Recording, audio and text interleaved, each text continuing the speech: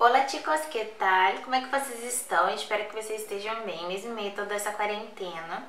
E antes de começar a nossa aula, quero dar um recadinho pra vocês. Então, a nossa aula é toda quinta, certo? Então, por conta disso, o meu atendimento por WhatsApp em tempo real vai estar acontecendo toda quinta pela manhã. É como se a gente estivesse lá no colégio, só que tendo aula à distância, tá? Nos demais dias, os outros dias da semana, vocês vão entrar lá no Google Classroom e vão colocar as suas dúvidas numa publicação do buraco, tá escrito assim: deixar sua dúvida aqui em letra garrafal. Então não tem erro pra você deixar de tirar sua dúvida, beleza? Então hoje a gente vai começar com a nossa aula com os pronombres interrogativos. Então, o que acontece? A gente tem diversos pronomes no português, assim como também tem no espanhol, e hoje a gente vai se ater só aos interrogativos, ou seja, eles são usados para perguntas. Primeira coisa que você não vai estar acostumado é que toda pergunta no espanhol tem um ponto de interrogação no início da pergunta, da frase interrogativa, e um ponto de interrogação no final dela. Isso é fato. Ah, professora, mas português não, a gente está falando do espanhol. Então, essa é a característica. Por que no português não tem? Porque são regras ortográficas da língua espanhola. Ponto. Outra coisa, se você observar em cada um desses que eu estou apresentando aqui para vocês, eles têm a tilde. A tilde é o acento gráfico, que o acento grave é do acraseado, e não tem crase na língua espanhola. Em todos eles, tá vendo? Então, uma característica do pronome interrogativo é o acentinho. Se não tiver acentinho, não é um pronome interrogativo, tá? Então, aqui eu tô apresentando para vocês o quien e o quienes, que é quem no português. Tem variação de singular e plural, tá? No espanhol. Coisa que não acontece no português, tá? Mas isso a gente vai ver depois. Que é usado para personas, que são as pessoas, ou seja, gente, tá? Que é usado para coisas e personas, coisas e pessoas. Qual e quales, aí tem como no português, qual e quais, tem variação de singular e plural, que é para coisas e personas. Quanto, quanta, quantos, quantas para coisas e personas. E temos o donde e de donde. De donde é onde e aonde, que indica lugar, tá? Então, a gente pode usar o pronome interrogativo de modo direto ou indireto, ou seja, a gente pode fazer uma pergunta direta ou uma pergunta indireta.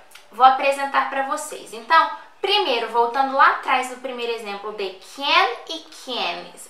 Exemplo, ¿quién es tu padre? Então, quem é o teu pai? ¿Quiénes son tus padres? Quem são os teus pais? A tradução, vocês perceberam que o interrogativo no português, ele não vai mudar. Quem é teu pai? Quem são teus pais? O que muda? Muda o verbo es, son, e são apenas. No entanto, no espanhol acontece a mudança do pronome e do verbo, tá? E obviamente o substantivo que vem depois entra em concordância. ¿Quién es tu padre? ¿Quiénes son tus padres? Ok? Vale? E aí a gente tem o quantitativo, ó. Quantos vinieron a la clase hoy? Quantos vieram à classe hoje? Eu espero que as pessoas que têm ouvindo para nossa aula de hoje sejam muitas, então eu conto aí com a presença de vocês. Não sei o que sucedeu. Peraí, professora, mas você falou comigo que o que ele tem um acentinho que é uma pergunta, e para ter pergunta tem ponto de interrogação no início e no final. Mas e aí, como é que fica? Porque aqui é uma pergunta indireta. O sujeito dessa frase aqui tem certeza, sabe te dizer o que de fato aconteceu em determinado momento aí? Não sabe. Então, por essa incerteza, se eu te perguntasse assim, ¿qué sucedió? Eu não sei. Não lo sé. Percebe? Então isso daqui é uma pergunta indireta, porque o sujeito da frase não sabe o que aconteceu. E aí nós temos, ó, qual é tu nombre? Mi nombre es Raquel. Quanto cuesta? Quanto custa? De onde eres? De onde que você é? E onde vives? Onde você vive? Qual é tu direção? Qual é o teu endereço? Direção não é direção não, tá, gente? Direção aqui, direção é endereço, tá? Fechando os interrogativos, vocês viram na aula passada que eu passei para vocês, por uns vídeos, os pronomes personais, não foi? E aí eu apresentei dois para vocês, que é o tu, que a gente normalmente usa naquele modo da gente aprender os diferentes tempos verbais, presente, pretérito, futuro, pretérito perfeito, mais que perfeito, e a gente usa o tu para conjugar. Só que no nosso dia a dia, dependendo da região do Brasil, usa-se o tu. Por exemplo, a gente não precisa ir muito longe. A família do meu pai é de Areal. Eles não falam assim, deixa ele pegar isso para você. Eles falam, deixa eu pegar isso para tu.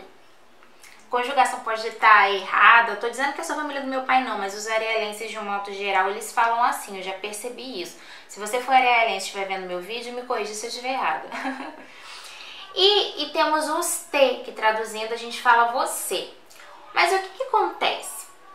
Na verdade, essa tradução o tu, que normalmente a gente quase não usa, que tem uma pegada mais formal, ele é usado no sentido informal no espanhol. A gente só se refere a alguém no tu quando a gente tem intimidade, quando é amigo, quando é família, quando tem intimidade. Diferente dos te, que a gente usa com pessoas mais velhas e com figuras de autoridade. Então aqui, ¿es usted el señor Castaneda? Bom, tá perguntando se ele é o senhor Castaneda. Esse senhor Castaneda, ele não tem esse nível de intimidade com quem tá fazendo a pergunta. Por isso que tá usando os te. Tu eres un buen amigo. Tu eres un buen amigo. Melhorei porque é uma frase exclamativa, então tem que falar. Ó, observem. Ponto, se for uma frase exclamativa, ponto de exclamação de cabeça para baixo no início da frase, ponto de exclamação comum. Sempre. Regra da língua espanhola. Então, tu eres um buen amigo, ou seja, por ser amigo, caracteriza intimidade. Então, é uma frase, é um contexto informal, tá? Agora, nós vamos ver os artigos definidos, tá? Então, eu preciso que isso vocês memorizem, porque é meio que a base de tudo pra gente poder fazer construção de frase. Artigo definido e indefinido, tá? Então, nós temos aqui ele, que é o, lá, que é a, los, não é els não, gente, pelo amor de Jesus. Tem gente que confunde els, não existe els. Isso tá errado, é los, os, e las, as. E aí nós temos os artículos indefinidos. Percebam a diferença. Apesar da pronúncia ser igual, a diferença está na escrita. Não coloquem uma letra M de madre aonde não tem, tá? No espanhol é UN de nada. Una, que é uma, a mesma coisa do que eu expliquei no unos, que aí a gente pensa naquele joguinho que gera discórdia e inimizades. Então unos e unas, que é umas, tá? Então a gente fecha aí, los artículos definidos e indefinidos. Vocês vão fazer atividades aí na apostila para poder fixar bastante esse conteúdo. E agora nós temos os exemplos. Então, el amigo de mi hermana está aqui. O amigo da minha irmã. Ou seja, não é qualquer amigo. Não é meu amigo, não é o amigo do meu pai nem da minha mãe. Está especificando. Então, esse substantivo está definido. Então, nós utilizamos ele. E aí, la boda foi mágica. Então, o casamento foi mágico, foi incrível, tá? Unos chicos hicieron el atraco. Uns garotos fizeram o assalto. A gente sabe quem são esses caras? A gente não sabe. Então, são sujeitos indefinidos. Por isso, nós utilizamos unos. Unas chicas me perguntaram sobre ti. Umas garotas me perguntaram sobre você. Sei quem são essas pessoas? Essas meninas? Não faço ideia. Não faço ideia. São umas garotas. Tá?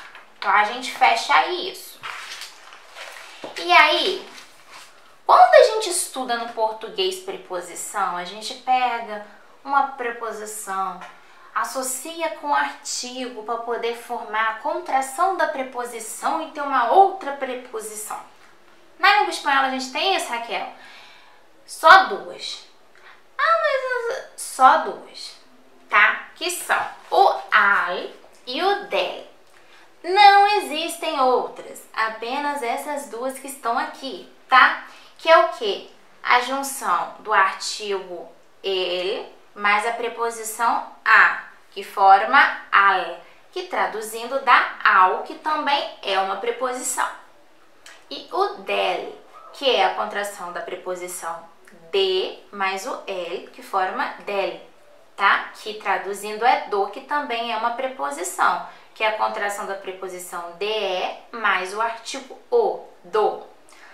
E nos outros casos do na, que é o em mais a no português, não existe, a gente vai colocar em lá. E se for no, en el, e por aí vai, pela, por lá, não tem essa contração, não tem essa junção, tá? Então, vengo del trabajo, venho do trabalho.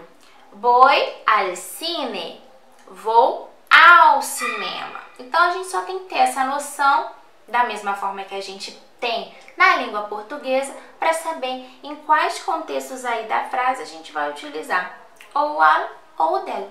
Então, por hoje é só. Vejo vocês na semana que vem. Besitos e adiós!